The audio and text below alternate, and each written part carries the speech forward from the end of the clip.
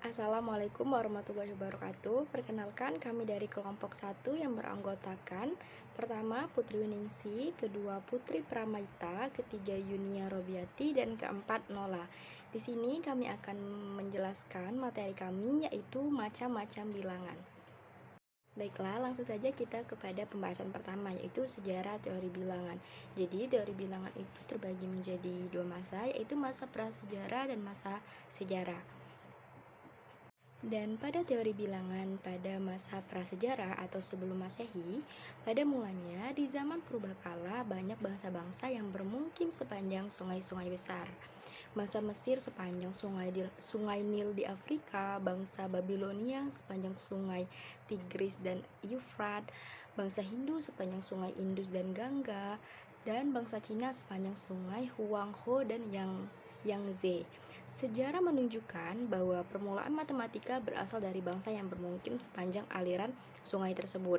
Mereka memerlukan perhitungan penanggalan yang bisa dipakai sesuai dengan perubahan musim. Bilangan dahulunya digunakan sebagai simbol untuk menggantikan suatu benda, misalnya kerikil, ranting, yang masing-masing suku atau bangsa memiliki cara tersendiri untuk menggambarkan bilangan dalam bentuk simbol. Teori bilangan pada masa suku Babilonia yaitu merujuk pada seluruh matematika yang dikembangkan oleh bangsa Mesopotamia sejak permulaan Sumeria hingga permulaan peradaban Helenistik dinamai matematika Babilonia.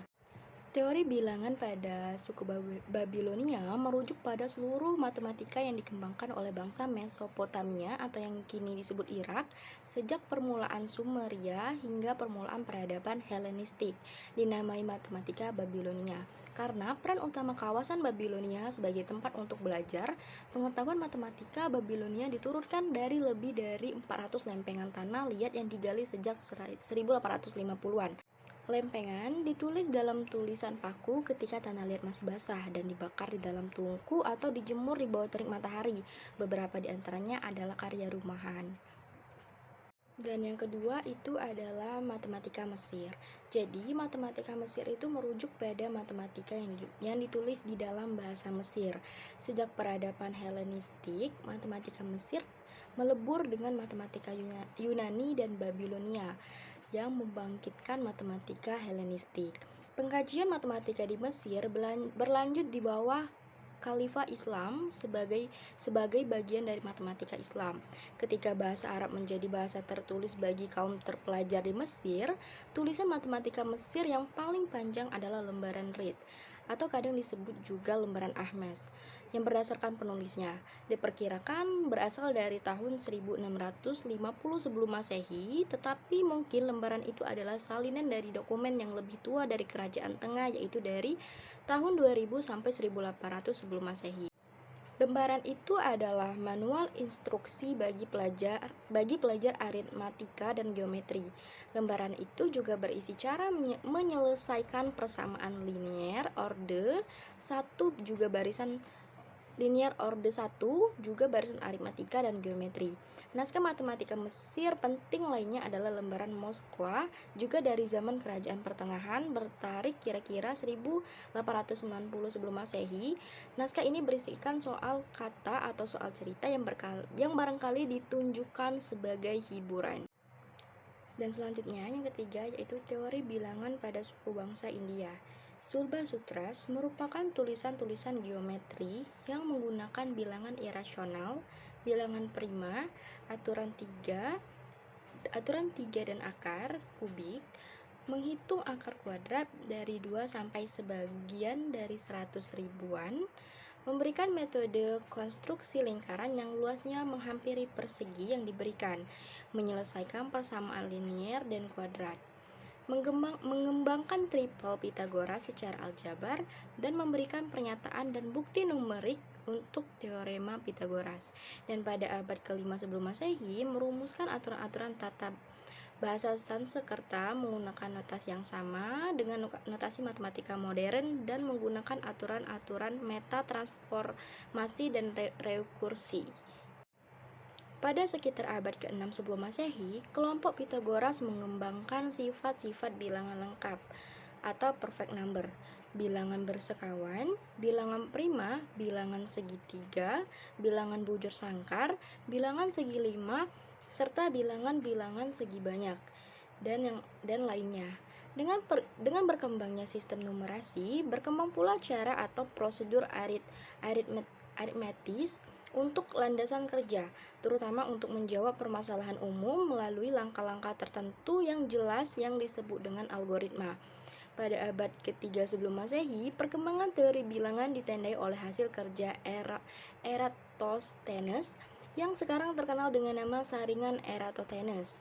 Dalam 6 abad berikutnya, Diophantus menerbitkan buku yang bernama Aritmetika yang membahas penyelesaian persamaan di dalam bilangan bulat dan bilangan rasional dalam bentuk lambang atau bukan bentuk tapi merupakan bangunan geometris seperti yang dikembangkan oleh Euclid. Dengan kerja bentuk lambang ini, Diophantus disebut sebagai salah satu pendiri aljabar. Selanjutnya kita akan membahas tentang teori bilangan pada masa sejarah atau Masehi. Jadi, awal kebangkitan teori bilangan modern itu dipelopori oleh beberapa para ahli, yaitu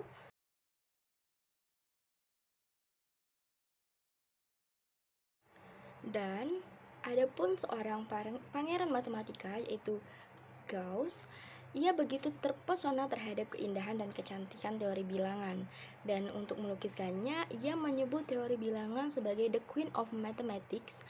Dan pada masa ini, teori bilangan tidak hanya berkembang sebatas konsep, tapi juga banyak diaplikasikan dalam berbagai bidang ilmu pengetahuan dan teknologi. Hal ini dapat dilihat pada pemanfaatan konsep bilangan dalam metode kode baris, kriptografi, komputer, dan lain sebagainya. Baiklah, di sini saya Putri Pramaita akan melanjutkan materi dari pemateri sebelumnya. Bilangan Romawi. Pengertian angka Romawi. Angka Romawi atau bilangan Romawi merupakan sistem penomoran yang berasal dari Romawi kuno. Sistem penomoran ini menggunakan huruf Latin sebagai simbol untuk melambangkan angka numerik. Kemudian, sejarah angka Romawi. Salah satu hipotesis menyebutkan bahwa angka Romawi berasal dari goresan-goresan hitungan yang digunakan oleh para pengembala Italia dan Dalmasia hingga abad ke-19. Tapi, sejak munculnya angka modern, angka Romawi sudah tidak banyak digunakan. Alasannya karena pada angka Romawi tidak ada angka 0. Kemudian, urutan angka Romawi. Angka Romawi menggunakan total 7 huruf Latin yang dikombinasikan sedemikian rupa untuk membentuk suatu angka tertentu. Contohnya, angka 1 yang disimbolkan dengan huruf I besar, kemudian angka 5 yang disimbolkan dengan huruf V, dan lain sebagainya. Kemudian, penulisan angka Romawi. Angka Romawi menggunakan sistem penulisan yaitu penjumlahan, pengurangan, pengulangan, dan campuran. Yang akan kita bahas pertama kali adalah sistem penjumlahan. Pengertian dari sistem penjumlahan ini adalah jika ada angka Romawi yang terdiri dari 2 atau lebih angka, dengan angka di sebelah kirinya lebih besar atau sama dengan dari angka sebelah kanannya, maka disebut dengan sistem penjumlahan. Penjelasannya, jika angka di sebelah kiri ini lebih besar daripada angka di sebelah kanan ini, maka disebut dengan penjumlahan. Maka dari itu, V ini kan berjumlah 5. Sedangkan I besar ini sama dengan 1, maka dari itu 5 ditambah 1 sama dengan 6. Kemudian, contoh yang kedua, LX V II. L ini kan 50, sedangkan X ini 10, V ini 5, dan ini adalah 1. Maka dari itu disebut penjumlahan karena angka di sebelah kiri ini lebih besar daripada angka di sebelah kanan. Kita masuk ke sistem pengurangan. Sistem pengurangan itu, jika ada angka Romawi yang terdiri dari 2 angka atau lebih dengan angka di sebelah kirinya kurang dari angka di sebelah kanannya, maka susunan angka itu menggunakan sistem pengurangan. Contohnya seperti ini. Kan ini angka di sebelah kanannya ini kurang daripada angka di sebelah kirinya, masih besar angka di sebelah kiri kan? Maka dari itu sistemnya adalah pengurangan, berarti 5 ini dikurang dengan 1, hasilnya adalah 4. Yang ketiga adalah pengulangan. Pengulangan itu merupakan sistem penulisan dengan mengulang angka yang sama secara berurutan. Misalnya ini kan ada I besar, I besar, I besar sama dengan 1 ditambah 1 dan tambah 1 sama dengan 3. Kemudian C. C ini kan bernilai 100, sedangkan C seterusnya bernilai 100 juga, maka 100 tambah 100 adalah 200. Ini disebut dengan pengulangan karena terdapat angka yang mengulang, yaitu misalnya C sama C, berarti ada angka yang mengulang dari angka sebelumnya. Kemudian angka campuran, sistem campuran ini merupakan sistem yang menggabungkan ketiga sistem sebelumnya. Sistem campuran itu memiliki penjumlahan, pengurangan, dan pengulangan. L ini kan 50, sedangkan X ini 10, V ini 5, dan ini adalah 1. Maka dari itu disebut penjumlahan karena angka di sebelah kiri ini lebih besar daripada angka di sebelah kanan. Kita masuk ke sistem pengurangan. Sistem pengurangan itu, jika ada angka Romawi yang terdiri dari 2 angka atau lebih dengan angka di sebelah kirinya kurang dari angka di sebelah kanannya, maka susunan angka itu menggunakan sistem pengurangan. Contohnya seperti ini. Kan ini angka di sebelah kanannya ini kurang daripada angka di sebelah kirinya, masih besar angka di sebelah kiri kan? Maka dari itu sistemnya adalah pengurangan, berarti 5 ini dikurang dengan 1, hasilnya adalah 4. Yang ketiga adalah pengulangan. Pengulangan itu merupakan sistem penulisan dengan mengulang angka yang sama secara berurutan. Misalnya ini kan ada I besar, I besar, I besar sama dengan 1 ditambah 1 dan tambah 1 sama dengan 3. Kemudian C. C ini kan bernilai 100, sedangkan C seterusnya bernilai 100 juga, maka 100 tambah 100 adalah 200. Ini disebut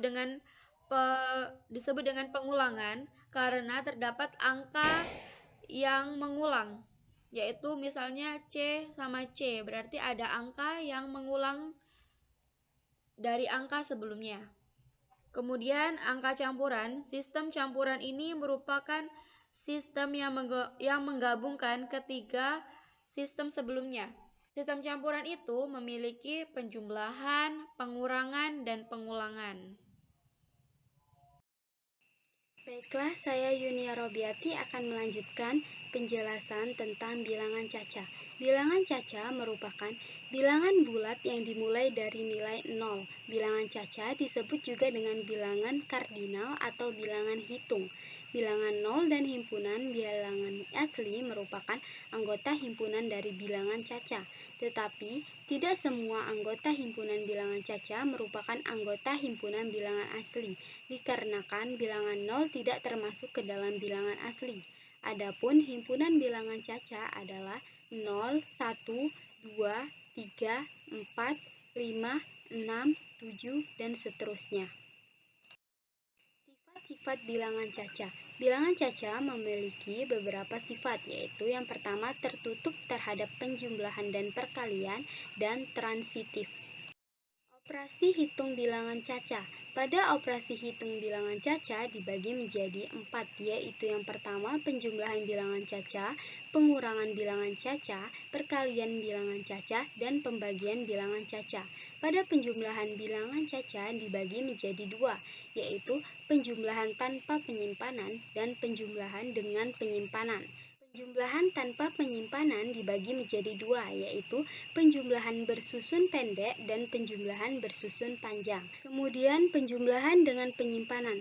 Penjumlahan dengan penyimpanan digunakan untuk penjumlahan yang hasil penjumlahan antar nilai letak bilangan menghasilkan bilangan puluhan. Pada penjumlahan dengan penyimpanan dibagi juga menjadi dua, yaitu penjumlahan bersusun pendek dan penjumlahan bersusun panjang. Selanjutnya pada pengurangan bilangan caca.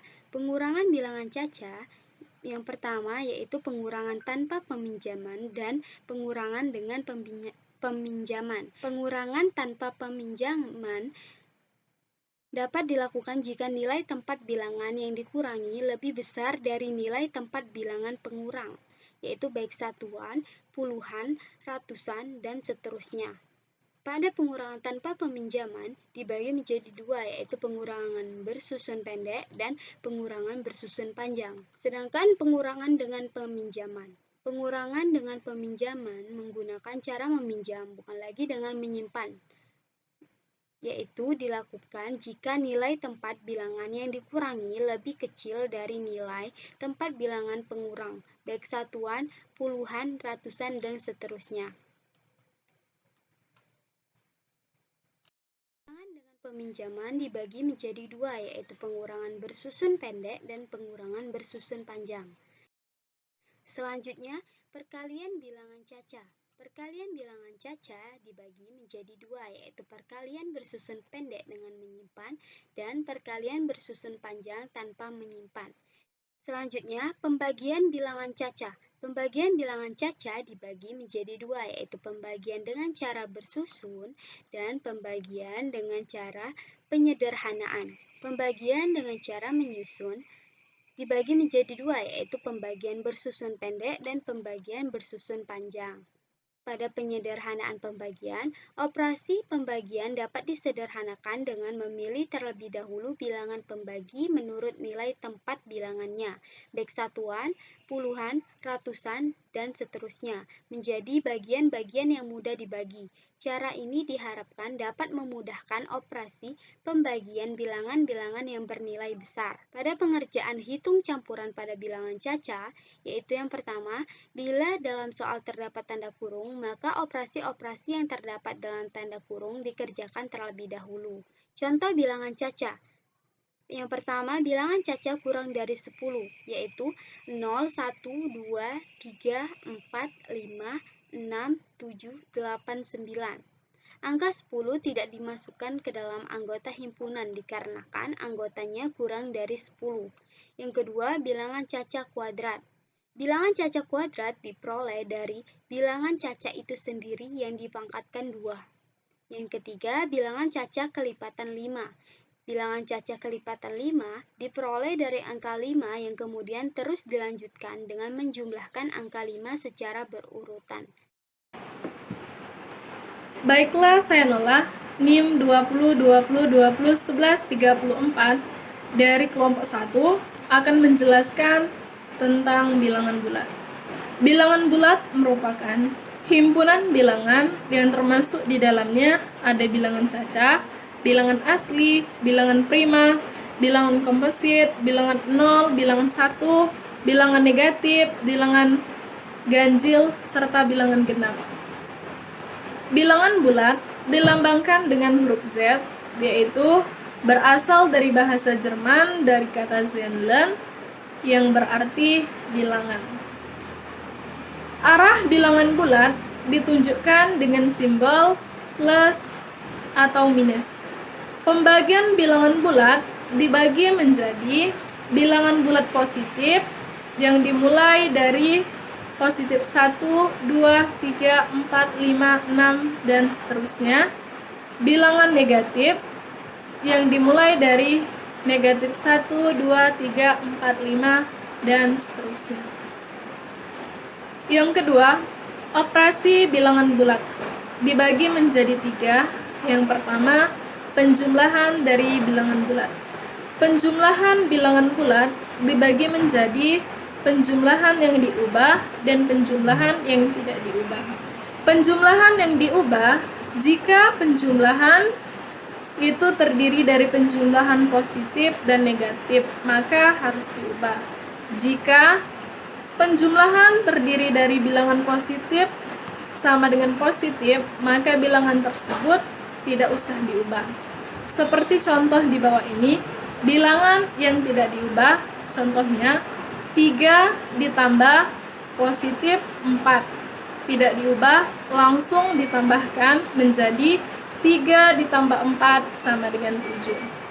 Adapun contoh bilangan yang diubah yaitu 3 dikurang dalam kurung positif 5 harus diubah dulu menjadi 3 dikurang 5 sama dengan 2.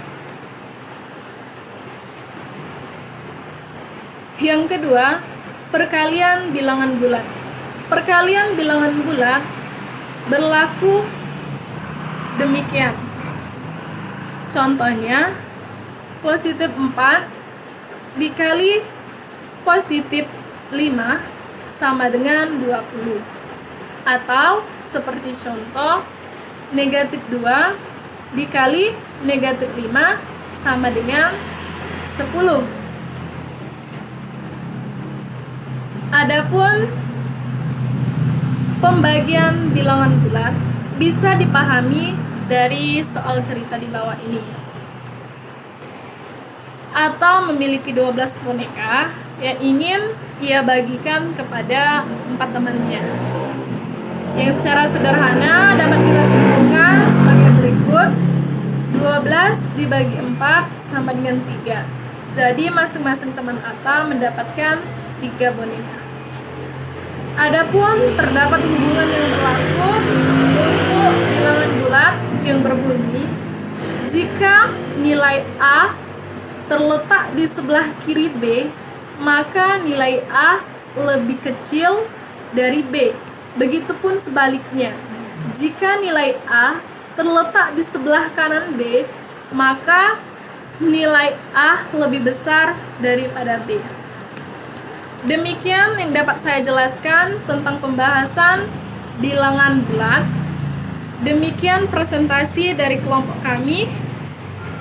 Atas kesalahan dan kesilafannya saya mohon maaf, kepada Allah saya mohon ampun. Saya akhiri dengan wabillahi taufiq wal hidayah. Wassalamualaikum warahmatullahi wabarakatuh. Terima kasih.